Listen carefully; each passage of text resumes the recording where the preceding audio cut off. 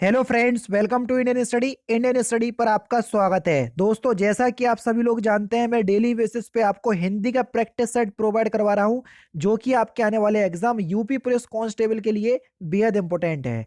Video को and तक जरूर देखिएगा, क्योंकि लास्ट में मैं आपसे क्वेश्चंस भी पूछूंगा और उसका आंसर आपको कमेंट बॉक्स में बताना होगा। दोस्तों, कल मैंने हिंदी की वीडियो अपलोड की थी, तो उसमें एक क्वेश्चन था, क्वेश्चन नंबर 63, जिसमें आपको बताया था कि वृक्ष से पत्ते गिरते हैं। तो यहाँ पर मैंने आपको बताया था कि से कारक चिन्ह का यूज जब अलग होने के लिए हो तो वहाँ अपादान कारक होता है, लेकिन गलती से मैंने आपको कर्ण कारक वहां पर टिक कर दिया है ना। हालांकि मैंने हजार बार बताया हुआ है कि जब से कारक चिन्ह का यूज अलग होने के लिए हो तो अपादान कारक, और जब से कारक चिन्ह का यूज जुड़ने के लिए हो तो वहां कर्ण कारक। जैसे लड़का साइकिल से बाजार जाता है, तो यहाँ से कारक चिन्ह का यूज जुड़ने के लिए हो रहा, तो यहाँ कर्ण कारक होगा, है ना। तो उस गलती के लिए मैं आप सभी से माफी मांगना चाहता हूं कि वहां पर मेरे से मिस्टेक हो गई थी, तो उसके लिए मुझे माफ कर दीजिएगा।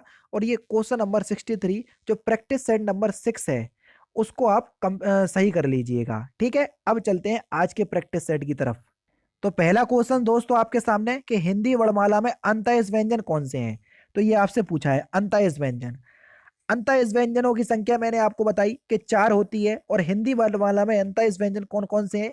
या, रा, लावा। जो या, रा, लावा है, ये अंतःज व्यंजन कहलाते हैं, है ना। दूसरा ऑप्शन करेक्ट। किस छंद में 26 मात्राएं होती हैं और 14 और 12 पर यति?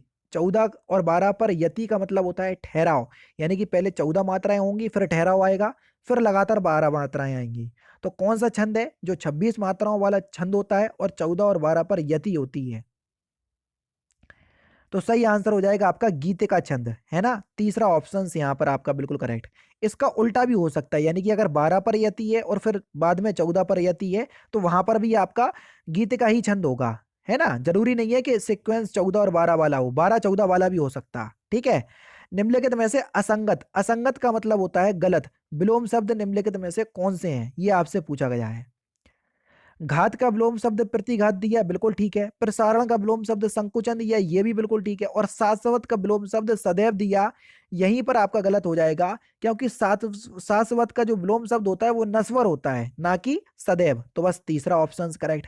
नेक्स्ट क्वेश्चन देखो, 42 और 43 में आपको वाक्यांशों के लिए एक शब्द आपको बताना है, जो अपने स्थान या स्थिति से अलग ना किया जा सके, उसको हम क्या बोलेंगे?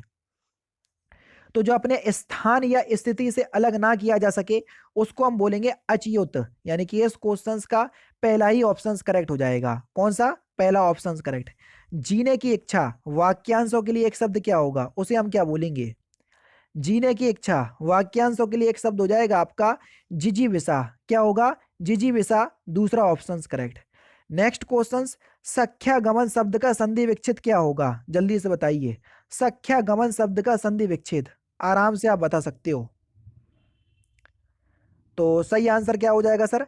सखी प्लस आगमन, यानी कि इस क्वेश्चन का पहला ऑप्शन यहाँ पर आपका बिल्कुल क्या हो जाएगा सर? करेक्ट हो जाएगा। और यहाँ पर कौन सी संधि होगी? यण संधि होगी। कौन सी दोस्तों?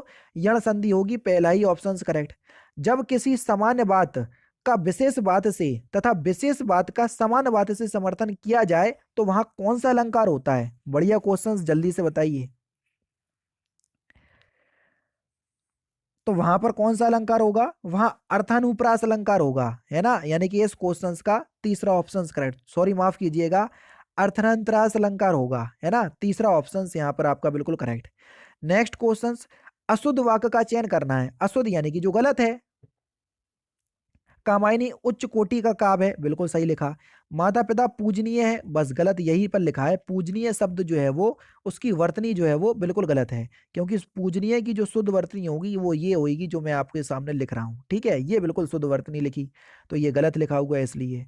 छायादार किसका उदाहरण है? छायादार शब्द जो है वो किस प्रकार का शब्द है? बढ़िया क्वेश्चन, आसानी से आप बता सकते हैं। छायादार, तो छायादार शब्द जो है ये एक संकर शब्द है। और संकर शब्द कौन से होते हैं? जो शब्द दो भाषाओं से मिलकर बनता है उसे ही हम संकर शब्द कहते हैं। जैसे रेलगाड़ी, रेल अंग्रेजी भाषा का शब्द है, गाड़ी हिंदी भाषा का शब्द है, तो जो दो भाषाओं से मिलकर बना तो उसको हम क्या बोलेंगे? संकर शब्द। तो इसलिए छायादार शब्द जो है वो एक संकर शब्द है। ठीक है। नेक्स्ट क्वेश्चंस के निम्नलिखित विकल्प में से सभी शब्द भाववाचक संज्ञा के हैं। कौन से विकल्प के सभी शब्द जो है वो भाववाचक संज्ञा के हैं? आराम से आप लोग बता सकते हैं, जल्दी से बताएं। तो सही आंसर क्या हो जाएगा सर? रसीला, कड़वाहट, बुढ़ापा और उन्नति, ये सभी के सभी भाववाचक संज्ञा के शब्द हैं। तीसरा ऑप्शन करेक्ट। नेक्स्ट क्वेश्चन, नीचे लोकोक्ति और उनके अर्थ दिए हैं, इनमें से गलत अर्थ वाली लोकोक्ति कौन सी है, उसका आपको चयन करना है। जल्दी से बताइए। यहां पर लिखा है आगे नात ना पीछे भगवा, यानी कि बंधनहीन, बिल्कुल सही है ये वाली। तो तीन तेरा होना यानी कि संगठित होना, बस यही गलत है, क्योंकि तीन तेरा होना इसका सही अर्थ क्या हो जाएगा?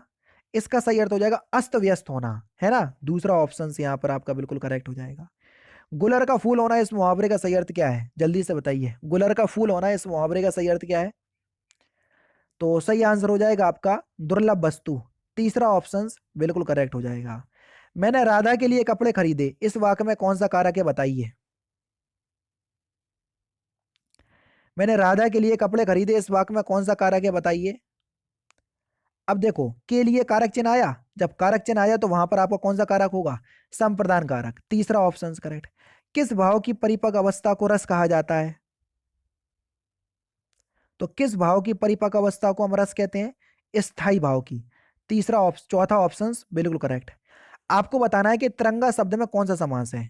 तिरंगा, समास विग्रह करो। तीन रंगों का समूह, उसी को तो बोलेंगे हम तिरंगा, है ना। और जब पहला पद संख्यावाची हो तो वहां पर कौन सा समास होगा? जल्दी से बताओ। दिग्गु समास, यानी कि इस क्वेश्चन का दूसरा ऑप्शन करेक्ट। अव्यंतर का आपको सही अर्थ बताना है, अव्यंतर का सही अर्थ जल्दी से बताएं। अव्यंतर, इसका सही अर्थ क्या हो जाएगा? किसी वस्तु का भीतरी भाग। चौथा ऑप्शन बिल्कुल करेक्ट हो जाएगा। नेक्स्ट क्वेश्चन के किस क्षेत्र की बोली को काशिका कहा जाता है? काशिका किस क्षेत्र की बोली को कहते हैं? काशिका जो है वो एक भारतीय आर्य भाषा है ना, जो वाराणसी व उसके आसपास के क्षेत्रों में बोली जाती है। तो वाराणसी आपका सही आंसर हो जाएगा। तीसरा ऑप्शन करेक्ट। समूहार्थक शब्द को चिन्हित कीजिए, क्वेश्चन नंबर 56।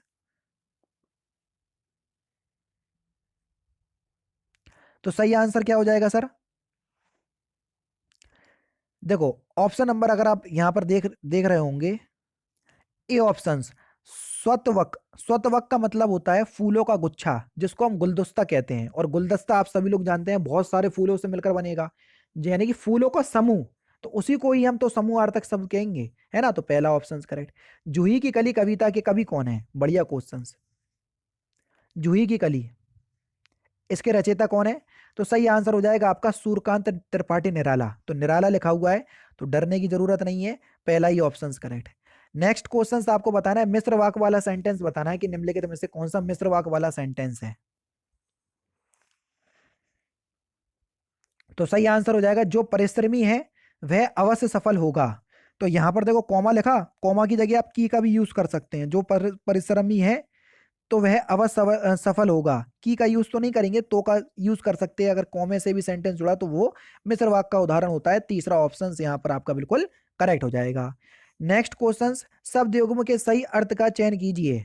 अंबुज और अंबुद का सही अर्थ आपको बताना है, आराम से आप लोग जो है वो बता सकते हैं। अंबुज और अंबुद का सही अर्थ,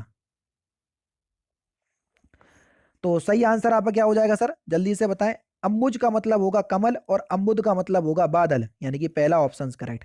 और यार मैं व्हाट्सएप चैनल और टेलीग्राम चैनल का लिंक डिस्क्रिप्शन में डाल दूंगा, तो पीडीएफ के लिए आप जो है वो जरूर से ज्वाइन कर सकते हैं। दो समानार्थी शब्दों की पुनरुक्ति के बीच किस विराम चिन्ह का प्रयोग होता है? जल्दी से बताइए। जब दो समानार्थी शब्द की जो पुनरुक्ति होती है उनके बीच हम किस विराम चिन्ह का प्रयोग करते हैं? योजक चिन्ह का। जैसे हमने आपके सामने लिख दिया धीरे, और फिर से लिख दिया धीरे, दो समानार्थी शब्द हैं और उनकी पुनरुक्ति यानी कि बार बार आ रहे हैं, तो इनके बीच में हम योजक चिन्ह का प्रयोग करेंगे। तो ये जो चिन्ह है वो योजक चिन्ह है, समझ गए। तीसरा ऑप्शन करेक्ट। नेक्स्ट क्वेश्चन, पत्थर का पर्यायवाची शब्द कौन सा नहीं है? आराम से आप लोग बता सकते हैं कि कौन सा पत्थर का पर्यायवाची शब्द नहीं है, जल्दी से बताएं। तो पत्थर का कौन सा पर्यायवाची शब्द नहीं है? उरग। उरग जो है ये पत्थर का पर्यायवाची शब्द नहीं है। उरग जो है ये सर्प का पर्यायवाची यानी कि सांप का पर्यायवाची शब्द होता है। 62 में आपको देखो एक वाक्य को 6 भागों में विभक्त कर दिया। उन 6 भागों में से बता दिया कि पहला भाग तो ये है कि आप सबको धोखा, ये पहला भाग है। और छठवां भाग ये है कि वक्त को नहीं दे सकते, ये छठवां भाग है। उसमें से आपको दूसरा, तीसरा, चौथा ये उल्टे सीधे अरेंज है, तो आपको सही तरीके से अरेंज करके एक सूटेबल सेंटेंस बनाना है। और उसके ऑप्शंस आपके सामने ये दिए हुए हैं, देख लो। तो देखो इसको हम अरेंज करते हैं। अरेंज करेंगे किस प्रकार से, देख लीजिए, आप सबको धोखा, फिर रा वाला सेंटेंस आए लेके आएंगे हम पहले नंबर पे, आप सबको धोखा दे सकते हैं पर खुद को नहीं, ये दूसरे नंबर पे आएगा। पर खुद को नहीं, दे सकते हैं आप खुद को, दे सकते हैं आप खुद को, ये तीसरे नंबर पे। धोखा दे सकते हो पर वक्त को नहीं, पर वक्त को नहीं। तो किस प्रकार से ये पूरा सेंटेंस बनेगा, देखो, आप सबको धोखा दे सकते हैं पर खुद को नहीं दे सकते। आप खुद को धोखा दे सकते हो पर वक्त को नहीं दे सकते। ये इस प्रकार का, यानी कि रा ला, रा बा ला या, यानी कि इस क्वेश्चन का चौथा ऑप्शन करेक्ट। परिमाणवाचक क्रिया विशेषण अव्यय क्या है, जल्दी से बताइए। परिमाणवाचक क्रिया विशेषण अव्यय, तो अत्यंत शब्द जो है ये एक परिमाणवाचक क्रिया विशेषण अव्यय है। चौथा ऑप्शन करेक्ट, क्योंकि क्रिया विशेषण भी 4 प्रकार के होते हैं, समझ रहे, स्थानवाचक, कालवाचक, परिमाणवाचक और रीतिवाचक। तो अत्यंत शब्द जो है वो आपको परिमाणवाचक में देखने को मिलेगा। ठीक है, नेक्स्ट क्वेश्चन आपके सामने, वाक्य में त्रुटिपूर्ण भाग का चयन कीजिए, यदि कोई त्रुटि नहीं है तो डी ऑप्शन को चिन्हित कीजिए। 69, जल्दी से बताएं। अनेक अध्यापकों, शिक्षाविदों तथा भाषा शास्त्रियों का सहयोग मिला है, तो इसके किस पार्ट में गलती है, जल्दी से बताएं। अब देखो लिखा है अनेक अध्यापकों, तो अध्यापकों का भी बहुवचन है और अनेक शब्द तो वैसे ही आपको बहुवचन बता ही रहा है, तो वहां पर अनेक अध्यापक आएंगे, अध्यापकों नहीं आएगा। तो बस पहले ही पार्ट में गलती है, पहला ऑप्शन करेक्ट। निम्नलिखित में से कौन सी पुस्तक प्रेमचंद्र द्वारा लिखित नहीं है, बढ़िया क्वेश्चन, जल्दी से बताओ, कौन सी पुस्तक प्रेमचंद्र द्वारा लिखित नहीं है। तो सही आंसर हो जाएगा आपका ध्रुव स्वामिनी। ध्रुव स्वामिनी के लेखक हैं जयशंकर प्रसाद, ना कि प्रेमचंद्र। निम्नलिखित में से कौन अष्टछाप के कवि नहीं है, सॉरी कवि हैं अष्टछाप के। अष्टछाप यानी कि 8 कवियों का जो समूह था उसको ही हम अष्टछाप कहते हैं। ठीक है, इसमें कुम्भन दास, सूरदास, कृष्णदास, परमानंद दास, गोविंद स्वामी, नंददास, छीत स्वामी और चतुर्बुद्ध दास, ये 8 कवि थे। 8 कवि में से एक का नाम लिया हमने, सूरदास, तो बस दूसरा ऑप्शन करेक्ट। ठीक है, नेक्स्ट क्वेश्चन देखो, वह बहुत मधुर गाता है, मैं आपको बताना है प्रविशेषण शब्द। प्रविशेषण शब्द कौन से होते हैं, जो शब्द विशेषण की विशेषता बताते हैं उन्हें प्रविशेषण कहते हैं। या यूं कह लीजिए, क्या जिस भी विशेष की जो विशेषता होती है उस पर 4 चांद लगा दे उसे प्रविशेषण कहेंगे। जैसे वह मधुर गाता है, तो जो भी गा रहा मधुर गा रहा, लेकिन बहुत शब्द ने उसके गाने पर और 4 चांद लगा दिए, तो बहुत शब्द जो है वो आपका प्रविशेषण में आ जाएगा। फिर दूसरा ऑप्शन यहाँ पर आपका बिल्कुल करेक्ट हो जाएगा। नेक्स्ट क्वेश्चन देखो कि इनमें से किसको साहित्य अकादमी पुरस्कार मिला, क्वेश्चन नंबर 73। तो साहित्य अकादमी पुरस्कार किसको मिला, नामवर सिंह को मिला था 1971 में। ठीक है, यानी कि पहला ऑप्शन करेक्ट। ज्ञानपीठ पुरस्कार किस भाषा से संबंधित है, ज्ञानपीठ पुरस्कार, तो ज्ञानपीठ पुरस्कार जो है वो किन भाषाओं से संबंधित है, तो संविधान में जो 22 भाषाएं हैं, जो 22 भाषाएं शामिल हैं संविधान की 8वीं अनुसूची में, उन सभी भाषाओं से संबंधित है। और इस पुरस्कार की स्थापना 1965 में की गई थी। जिस छंद में 4 चरण और प्रत्येक चरण में 16 मात्राएं होती हैं, वह छंद कौन सा होता है, यह आपसे पूछा गया है, क्वेश्चन नंबर 75, जल्दी से बताइए। जिस छंद में 4 चरण होते हैं और 16 मात्राएं होती हैं, तो इस क्वेश्चन का आंसर आप मुझे कमेंट बॉक्स में बताएंगे, क्योंकि ये लास्ट क्वेश्चन है। ठीक है, और सिंपल भी है। तो दोस्तों ये थे हिंदी के इंपॉर्टेंट क्वेश्चंस, जो कि आपकी आगामी परीक्षा यूपी पुलिस कांस्टेबल के लिए बेहद इंपॉर्टेंट है। 150 लाइक का टारगेट है, उस लाइक के टारगेट को जरूर से कंप्लीट कर लीजिएगा। बाकी डिस्क्रिप्शन में चैनल का लिंक मैं आपको प्रोवाइड करवा दूंगा, वो भी आप जरूर से ज्वाइन कर लीजिएगा। मिलते हैं फिर नेक्स्ट क्लास में, नेक्स्ट सेशन में। जय हिंद और जय भारत।